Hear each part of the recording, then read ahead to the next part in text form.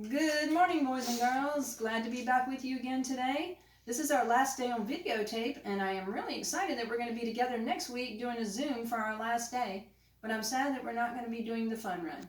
But let's do like we always do, and we are going to pray first.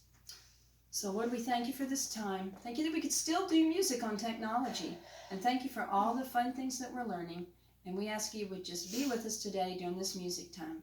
And bless all the boys and girls at home. In Jesus' name, amen.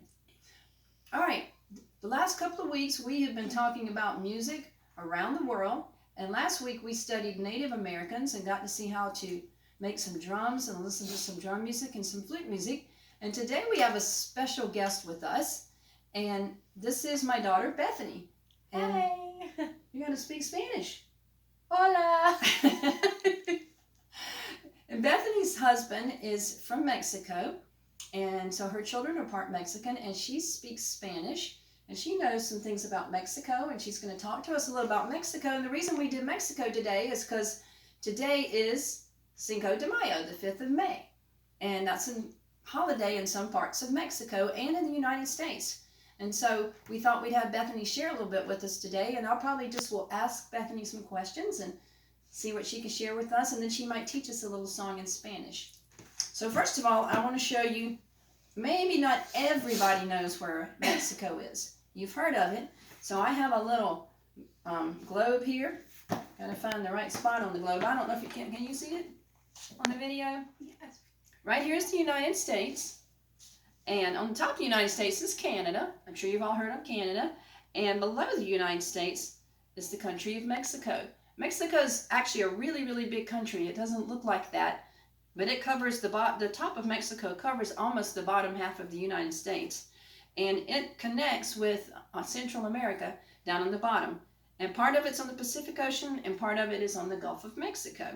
And Mexico is a country that speaks mostly Spanish because they were settled by the Spaniards a long time ago, but they also have a lot of what they call indigenous languages, which are the languages that the natives in Mexico spoke in their tribes and in their villages before the Spaniards came, just like our Native Americans here in this country. And Bethany, would you just have a second to share about your husband's village? Yeah, so my husband lives in a village that is really close to Mexico City, and that is the capital of Mexico. And it is in a state called Hidalgo, and he lives in a very small village. They have very small houses that they made. Some of them even live in huts. But it is kind of a mountainous terrain, so they have a lot of rocks and a lot of small mountains where they live. So the villages in Mexico are very small, and they all speak a dialect, which is a language from the old times. And they came from which Indian tribe? My husband's family is Aztec. So they were there before the Spanish people came, and before the Spanish people came and settled there, his family lived there, and they were Aztec. So, all right, now Bethany's going to share with us just a minute about the flag of Mexico. Okay, so this is the flag of Mexico. As you can see, there's 3 colors. The first color is green, and green signifies Mexico's independence as a country, just their whole self. The white color is a symbol of the Catholic Church. A lot of people in Mexico are Catholic, and that is a religion. It's kind of like Christianity, but a little bit different. So that symbolizes the Catholic Church, which is very, very important for the people in Mexico. And then the red color signifies the Spanish people who came and settled in Mexico and made friends with the people who were already there. This symbolizes them two coming together and helping each other so that nobody else came and conquered their land. And then you can see there's a little thing in the middle. I don't know if you can really see it, but this is the symbol of Mexico. And it is an eagle that is holding a snake. And that comes from an old Aztec tale that was very, very important to them. And so one day, the Aztecs saw an eagle, an actual real eagle holding a snake. And there they made Mexico City because that was very important to them, and it signified everything about them. So that's the symbol of Mexico, and that is what all of the colors of the flag mean. Thank you, Bethany. All right, just quickly, I'm going to tell you a minute about Cinco de Mayo. Back in the 1800s, there was a part of Mexico is divided up into different states, just like the United States is. And one of the states was Puebla, and they fought against the French, and they defeated the French for their independence. And that is particularly why they celebrate Cinco de Mayo. Now, what Cinco de Mayo has become known for is here in the United States, the Mexicans that live here often use it to celebrate their culture. And it's a time when they sing songs and they eat Mexican food and they wear costumes and they celebrate. Honestly, they probably celebrate Cinco de Mayo here amongst the Mexican culture more than they really actually do in Mexico, according to Bethany. Now, what we want to talk about today is Mexican music, because music is very important to the Mexican people, right? Yes. Yes. So one of the things I'm sure you've all heard about is mariachi music. And Bethany's just going to share just a short thing about mariachi music. Okay, so there's a lot of different types of music, like my mom said.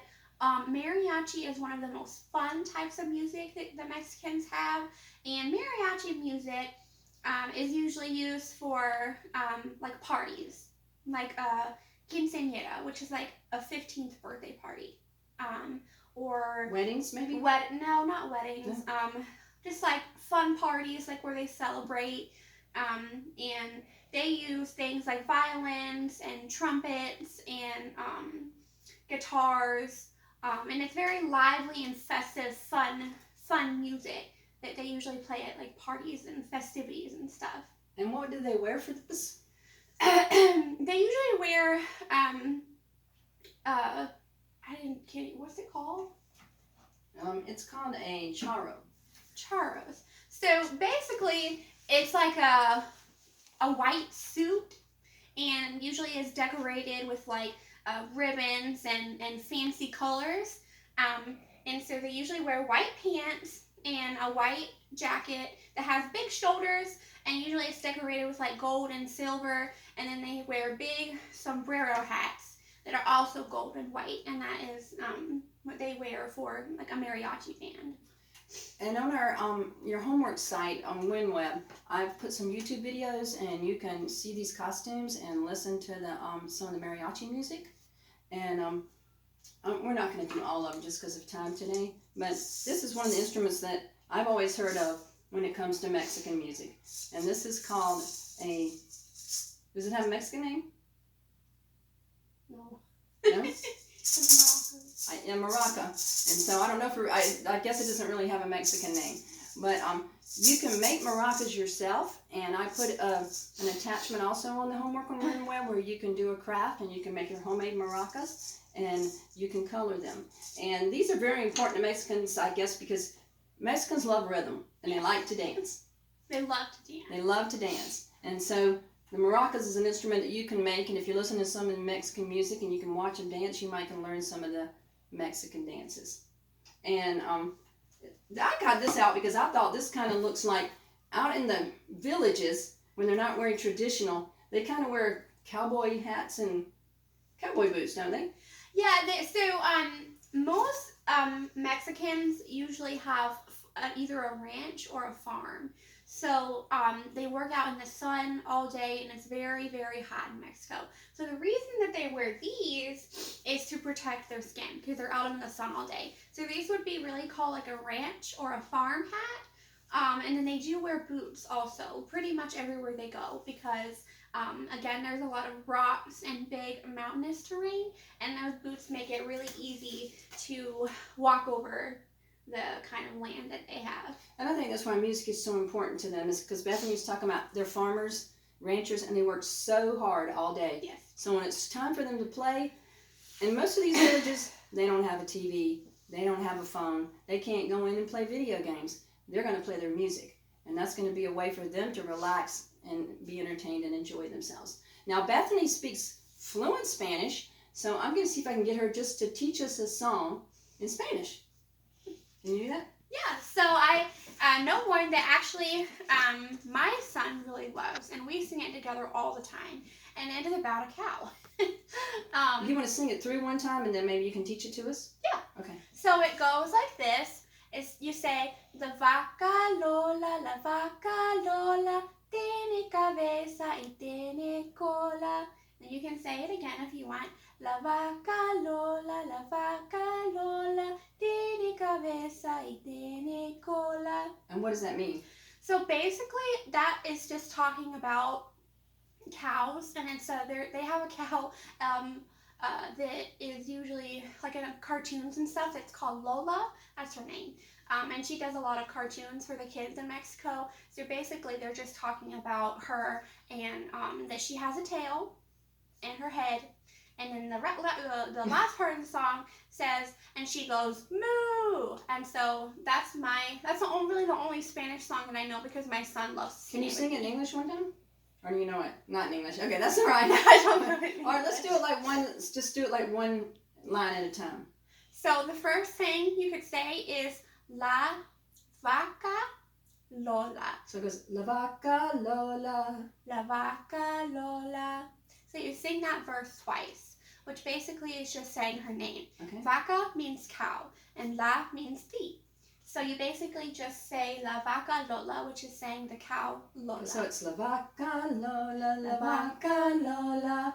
And then it goes, Tiene cabeza y tiene cola, which means that she has a head and a tail. All right. Can you do that a little bit slower? Tiene cabeza y tiene cola. All right, so sing it for us one more time.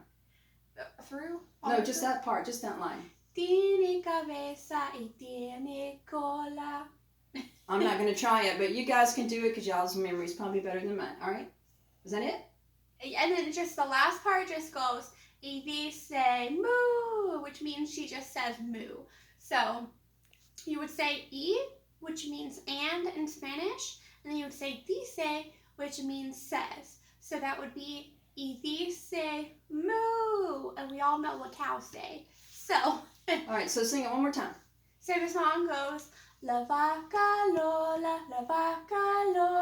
tiene cabeza y tiene cola. La vaca Lola, tiene cabeza y tiene cola. Y dice moo. All right, that was so awesome. Thank you, Bethany. All right, listen, boys and girls, we're going to wrap up today because next week I'm going to Zoom you. So I hope that everybody will come in and listen. We can actually talk to each other. And I want you to be thinking about something you want to share when we do our Zoom, something that you've done during this school time and something, or even something you really, really liked about music. And we're going to sing Bug on the Rug because I finally remembered the music to it, the words to it. So we're going to sing that when we get together next week. And I want to say thank you to Bethany for sharing with us today about Mexico. And if you want to go to those sites, you can do a craft, you can do a coloring page, and you can hear some songs about mariachi and see their costumes and their instruments. And that's all I have for you today. And Bethany, can you say, what would you say to say goodbye? Adios. And see you next week? Nos vemos el próximo semana. And I agree with that. See y'all later, and I love you. Bye.